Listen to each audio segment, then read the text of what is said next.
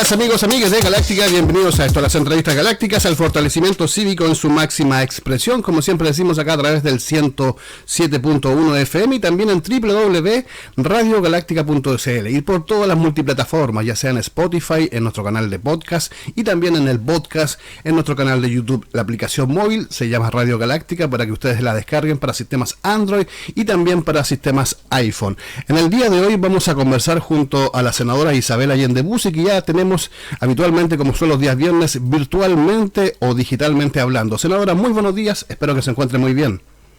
Muy bien, Alfredo, muchas gracias, un gran saludo para usted y todos sus auditores. Muchas gracias, senadora. Como día viernes se podría decir, tenemos mucha información y queremos hablar sobre el trabajo legislativo, senadora, un trabajo importante que para nuestras vecinas y vecinos es importante poder tener esta información cerca de ellos y así poder también crear el diálogo y el debate que es tan sano y constructivo, senadora. Y en este sentido queremos hablar sobre este mal llamado proyecto de ley sobre el cumplimiento alternativo de penas, que es como un arma de doble filo, senadora. Si podemos ahondar en este mal llamado proyecto.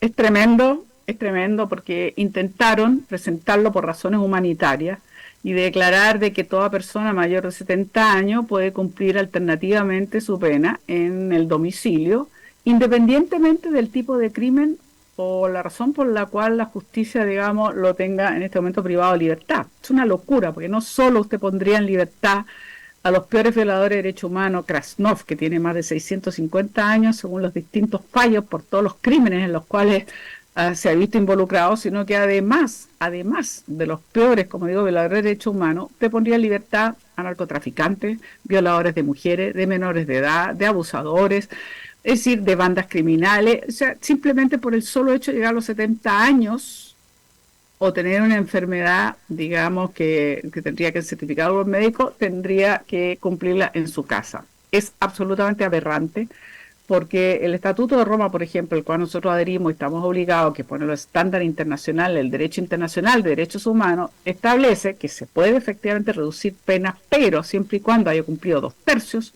o 25 años, si es perpetua, pero siempre que haya tenido la voluntad de cooperar y arrepentimiento. La voluntad de cooperar con la justicia y conciencia de la gravedad del crimen cometido, lo que obviamente no ocurrió. En resumen, era tan aberrante que logramos, por supuesto, menos mal, rechazarlo, y yo creo que la derecha se hizo un autogol incalificable y muy incoherente, pues se pasan todo el día diciendo que este gobierno protege a los delincuentes, que no los quiere meter en la cárcel, no le importa que haya un hacinamiento brutal, que se ha convertido en una escuela de crimen en lugar de rehabilitar a las personas, y resulta que aquí sacaríamos a todos estos mayores de 70 años. Exactamente, senadora. Algo preocupante, como son estas estrategias que está desarrollando la derecha para poder abobar un poco el tema y poder introducirlo también de fondo, pero claramente a estar atentos a estos movimientos que tiene la derecha y que son fácil también de percibir. Estamos conversando junto a la senadora Isabel Allende Bussi acá en las entrevistas galácticas en este día viernes 26 de enero. Senadora, también yendo al tema legislativo, podemos conversar sobre el proyecto de ley corta de ISAPRES y el fortalecimiento de FONASA, un tema muy importante a todos los socios de ISAPRES, senadora.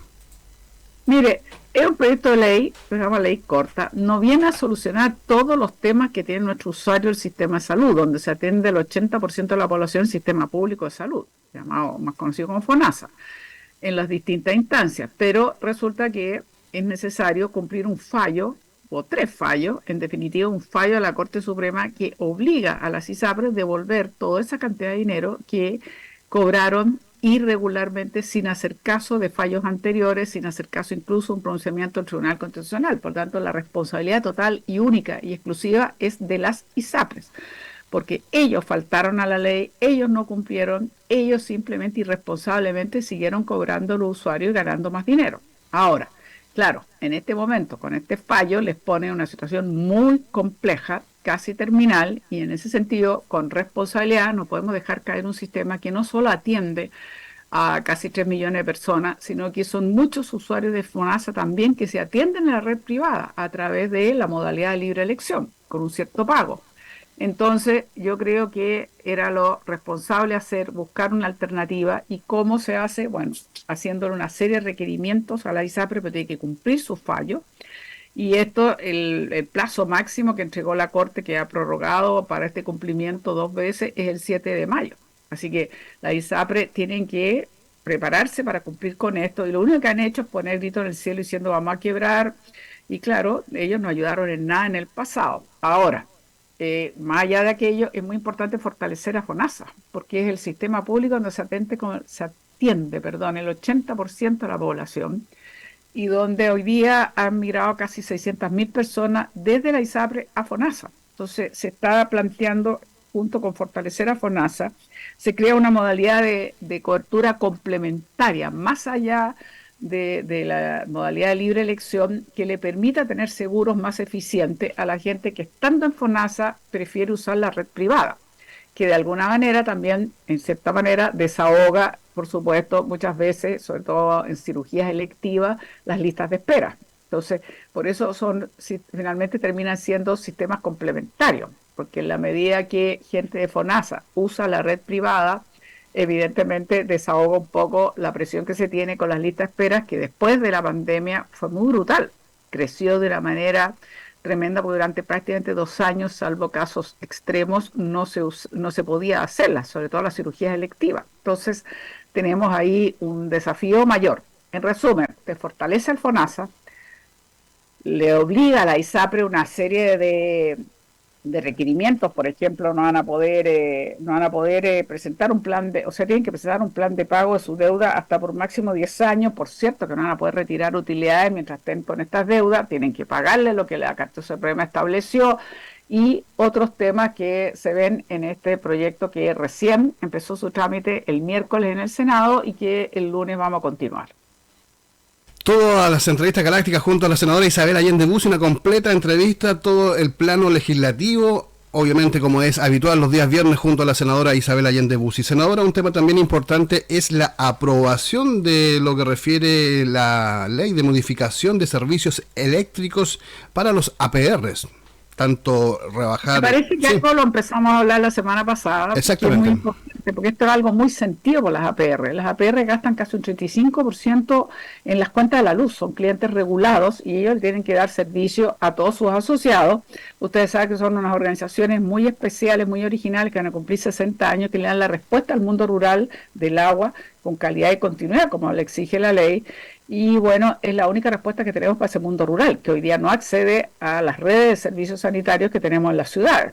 Entonces, ¿qué pasa? Que ellos, para poder dar continuidad a su servicio, tienen a veces serios problemas de financiamiento, porque el costo de la luz es muy caro, y como nosotros, todos los clientes regulados, se nos somete a lo que se llama la hora punta y el límite de invierno, es decir, en invierno tenemos un sobrecargo en nuestras cuentas porque gastamos más porque usamos mucho más electricidad, porque tenemos menos luz entre las 6 y las 10 de la noche, en fin, usamos mucho más la luz eléctrica. Entonces esto les resultaba muy oneroso. Entonces una manera de apoyar a la ISAPRE es a través de subsidio cruzado, que no paguen este sobrecargo que se hace en el horario punta y en el horario invierno, más conocido como invierno. Y por lo tanto se calcula que pueden ahorrar entre un 9 y un 19%, y esto les va a ayudar mucho más a la situación que a veces tienen con mucha dificultad. Tienen dificultad para acceder al agua, para entregársela a sus usuarios, y a veces tienen dificultad para pagar las cuentas, o con esto por estos ahorros van a poder mantener, por supuesto, la continuidad del servicio, pero también invertir, por ejemplo, en paneles solares, o invertir en grandes estanques, o incluso, si es necesario, en un generador, pero no es lo ideal porque no queremos que se use petróleo, pero bueno, a veces están obligados a hacerlo para dar y asegurar la continuidad del servicio. Exactamente, senadora, un tema muy importante como son los APR, y también en ayuda de todas las comunidades que tanta falta le hacen. Son una comunidad, unas personalidades jurídicas sin fines de lucro que están ahí viendo todo el tema de recursos hídricos en sus zonas rurales. Estamos en vivo y en directo a través del 107.1 FM, www.radiogaláctica.cl es nuestra página en internet. Senadora, hacemos un giro a lo que refiere al trabajo legislativo y nos vamos, como siempre, al lado del trabajo en terreno. Y en el día de ayer tuvimos el gusto de poderla visibilizar acá en el litoral de Las y los Poetas, desde el corazón del litoral de los Poetas, como es la comuna de El Tabo. Estuvo presente en el Tabo sobre el acceso del agua y aumentar también el arranque de los APR, lo que estábamos hablando recién, y también la entrega de títulos de dominio, por ejemplo, en las cruces, a esta posta rural en las cruces también, senadora.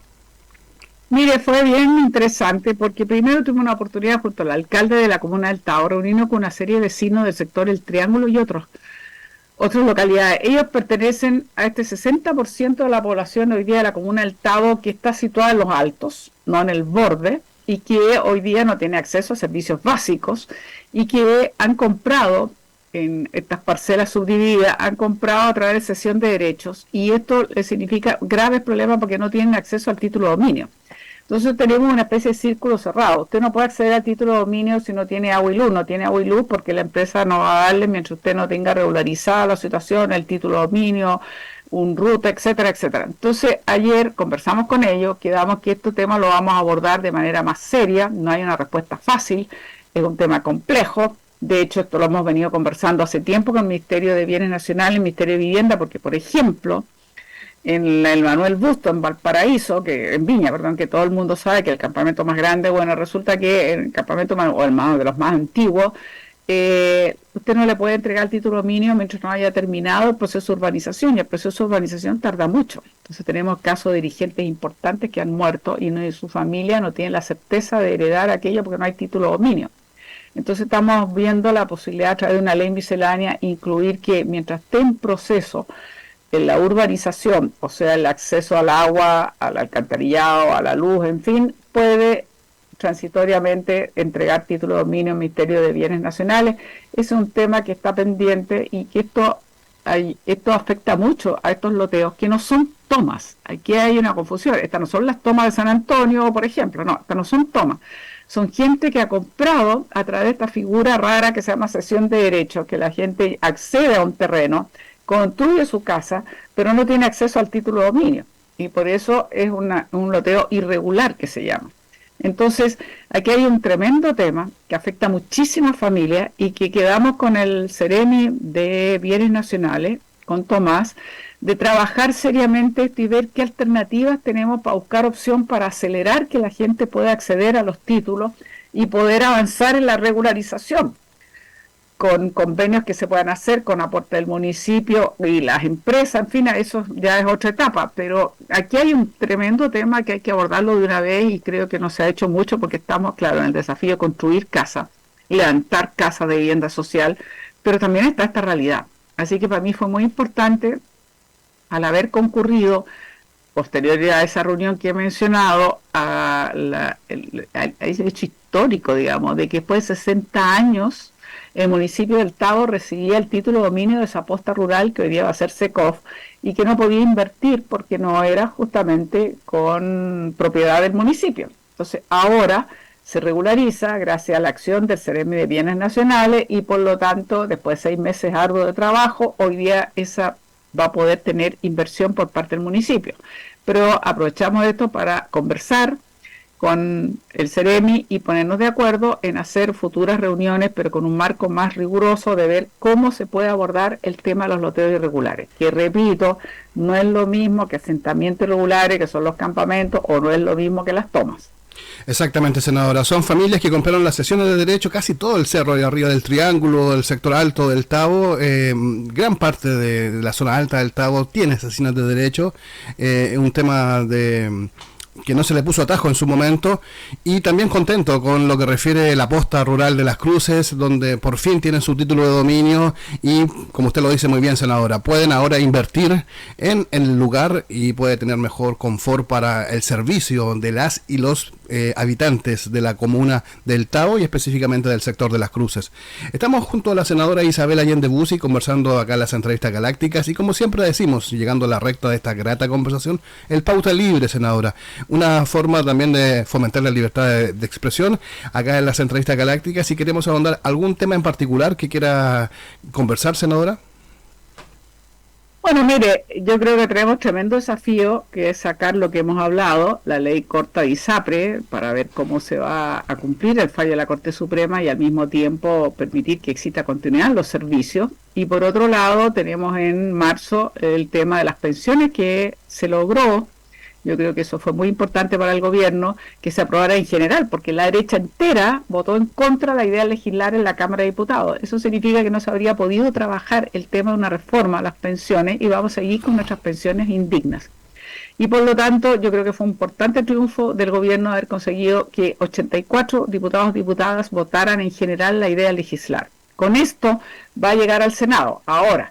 Ahora hay que, esta es la gran armazón, pero ahora hay que llenarlo del contenido y aquí donde va a haber que empezar a trabajar muy seriamente buscando los acuerdos que nos permitan tener los votos para lograr generar lo que nosotros pretendemos, que es generar un sistema mixto, por llamarlo de alguna manera, en que usted tiene una parte de esta cotización extra que no la pone el trabajador, sino el empresario. La primera cosa que hay que señalar, que una parte vaya a la cuenta individual, pero la otra parte, que es el planteamiento del gobierno, el otro 3%, vaya a solidaridad para que los más jóvenes apoyen a los más viejos y sobre todo hombres a mujeres, porque son las pensiones más bajas, más indignas. Todos estos son temas que se tienen que ver a partir de marzo. Lo que queda claro es que tenemos que tener conciencia que no podemos seguir con un sistema actual que fue implantado en plena dictadura, que ha significado se presentó como una gran panacea para el cual la gente iba a tener una tasa de reemplazo incluso cercana al 100%. Y hoy día son pensiones muy, muy, muy miserables, muy indignas para una persona que ha trabajado 30, 40 años. Entonces, nosotros tenemos muchos desafíos como país.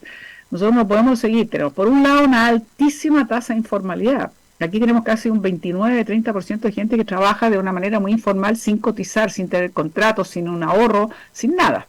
Y por otro lado, tenemos bajas remuneraciones y por otro lado, entonces tenemos que ver cómo vamos a distribuir, eso es en resumen, ese 6% adicional que sí tienen que poner las empresas que hasta ahora nunca lo han hecho.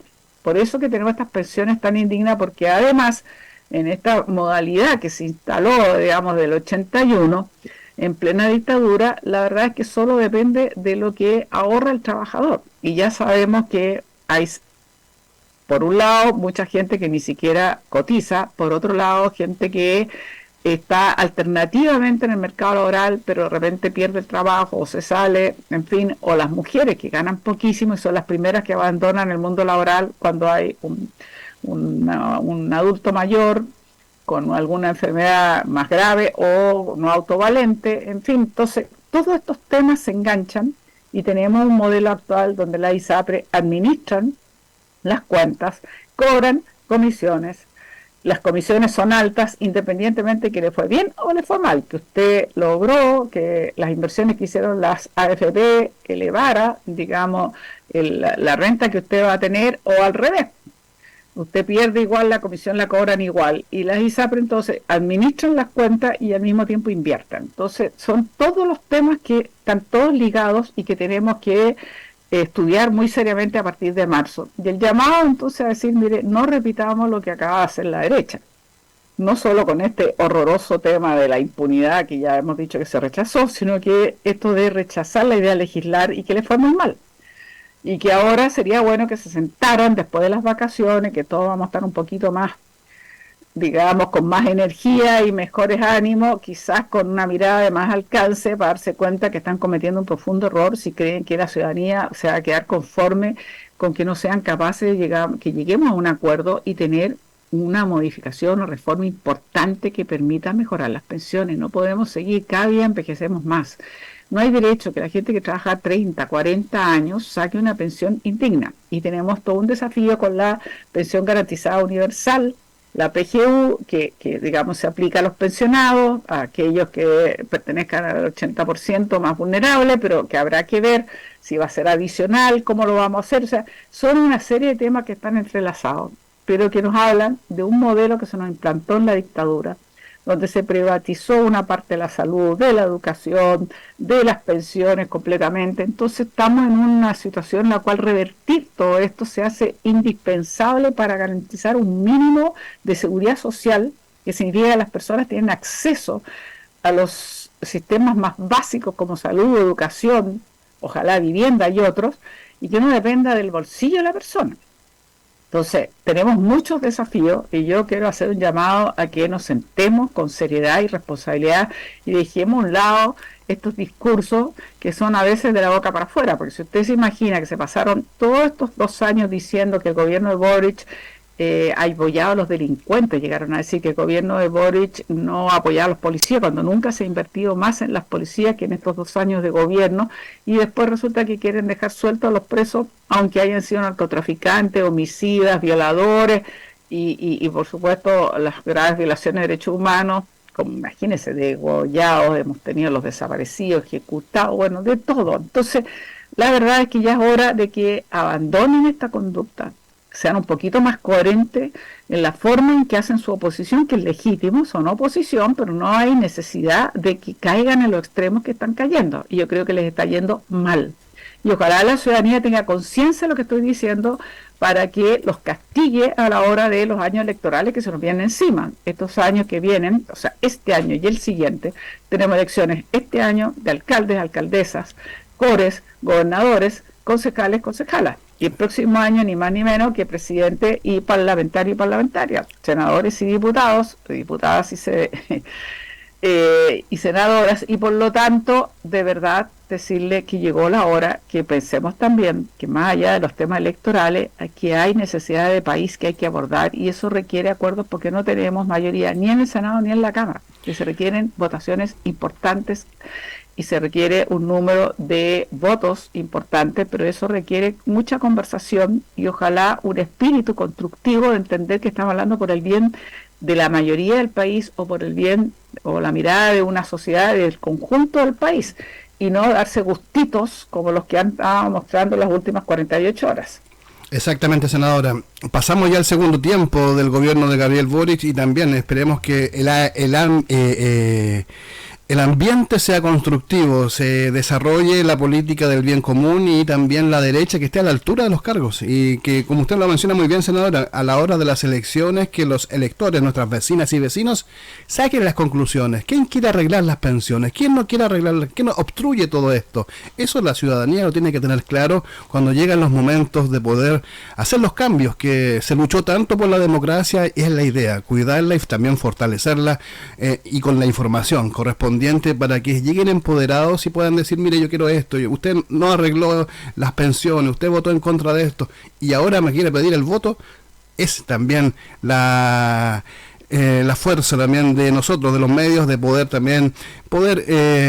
fortalecer la información y también la claridad hacia las vecinas y vecinos, que en los momentos de las elecciones se deja mucho de lado la historia corta legislativamente hablando, y es ahí donde nosotros y la ciudadanía debe exigir con transparencia, con honestidad, la información correspondiente, ya sean las votaciones, la visión y el horizonte que tienen.